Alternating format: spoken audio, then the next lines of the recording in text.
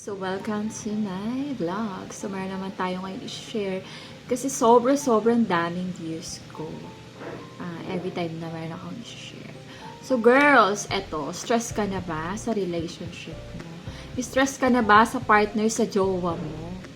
So, eto, para to sa mga mag-boyfriend pa lang o mag-jowa pa lang. Girl, question ko sa'yo, bakit ka nai-stress? Nai-stress ka sa away nyo na lang palagi, na hindi kayo magkasundo. Yun bang parang ikaw na lang lagi yung nag-a-adjust. Tapos siya yung sinusunod mo. Girl, napapagod ka na bang intindihin siya? Para sa tingin mo dapat ikaw yung tama at siya yung mali. Pero ikaw pa rin yung nag-a-adjust. Girl, kung ganyan lang din yung situationship nyo, lalo na kung ikaw lang lagi ang gumagawa ng way, ikaw lagi yung nagpapakalalaki, na dapat siya yung nagpapakalalaki. And then, yung boyfriend mo is parang, alam mo yung parang walang pakialam sa'yo, ikaw na lahat ng gumagawa, ikaw pinagluluto mo pa siya, inaalagaan mo pa siya, iniintindi mo pa yung mental health niya. So, ano girl, ano bang trabaho mo sa relationship nyo? Katulong ka ba? Tagaluto, tagalaba? Kasi trabaho ng katulong yun, girl. Mental, hindi ka naman therapist or psychology para anuin mo yung mental problem niya. Kung anong problema niya sa life. And then, kung naman nang problema siya sa pera, ano bang pinag-aawayan nyo, girl? So, kung pera pinag-aawayan nyo, stress ka na, mag-single ka na lang. Diba? Kasi, alam mo yon, tapos nakikipaganon ka pa sa kanya na wala naman siyang binibigay. Girl, ang toxic na ba ng relationship mo? Gusto mo ba ng ganyan? Life is short, 'di ba? Kasi kung ganyan, hindi na kayo okay, lagi nag-aaway, hindi ka niya mahal, girl. And then, hindi ka niya nire-respeto.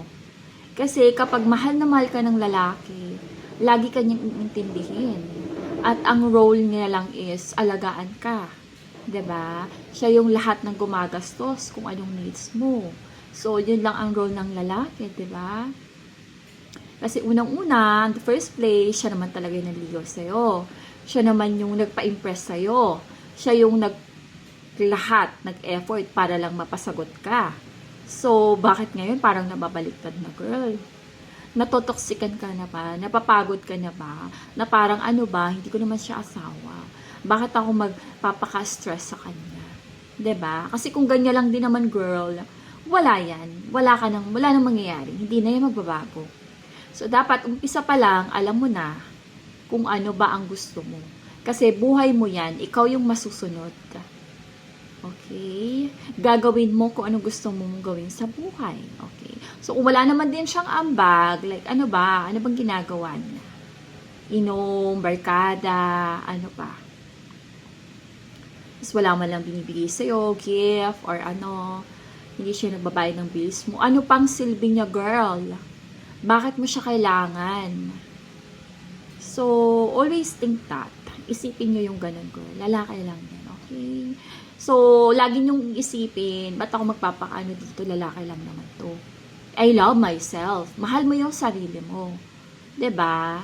Dumating siya, okay ka, masaya ka, tapos dumating siya parang naging katulong ka na, na-haggard ka na, na-stress ka na, tapos niloko ka pa. Yun yung masaklam to, niloko ka pa.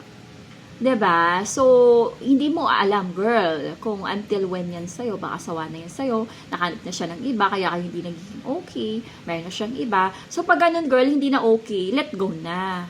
'Di ba? Marami naman dyan iba, girl. So, kung ayaw mo na ng lalaki, pwede naman. Enjoy mo na lang yung single, magpaka-work ka na lang. 'Di ba? Kasi kung ganyan lang naman din, para saan pa? At mag-jowa kayo, 'di ba? So, wala rin patutungahan, girl. Enough na. Okay? And then, lagi naman meron taong, makikilala at magmamahal sa'yo ng super irerespeto ka. Kasi kung ganyan, hindi ka nire-respeto pagka babae mo, 'di ba? Tapos for example, may anak pa kayo, so siya na yung babae, ikaw na nagpapakalalaki. Kasi trabaho ng lalaki yun 'di ba? Na pagsilbihan ka, asikasuhin ka, 'di ba? Yun yung role nila. So, kung hindi nila kayang gampanan yun, eh, nakikipag-away pa sila, bumalik na lang sila sa mama nila. 'Di ba? O, kasi gusto ata nila is, caregiver, ano bang gusto nila? So, ayun lang girl, think twice, okay? Kasi, hindi madali makisama sa mga lalaki.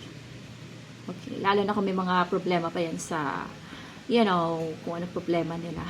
'Di ba? Problemahin nila yon. So, ayun girl, always love yourself, taking care of yourself. Just focus on yourself. So, ang lalaki additional na lang. Kung gusto kong mahalin, edi mahalin mo, 'di ba? Mahalin nila, mahalin ka nila, and sundin ka nila kung anong gusto mong gawin sa buhay. Okay? So, ayun lang girl, always, choose yourself. Okay? Love yourself. It means, hindi ka pwedeng natotoxic, hindi ka pwedeng nag-stress. Okay? Kasi, yun, nahirap pala siyang girl ang magkasakit. Health is wealth then, girl. Kailangan that no stress tayo. So, ayun lang girls. Thank you for watching. And, bye!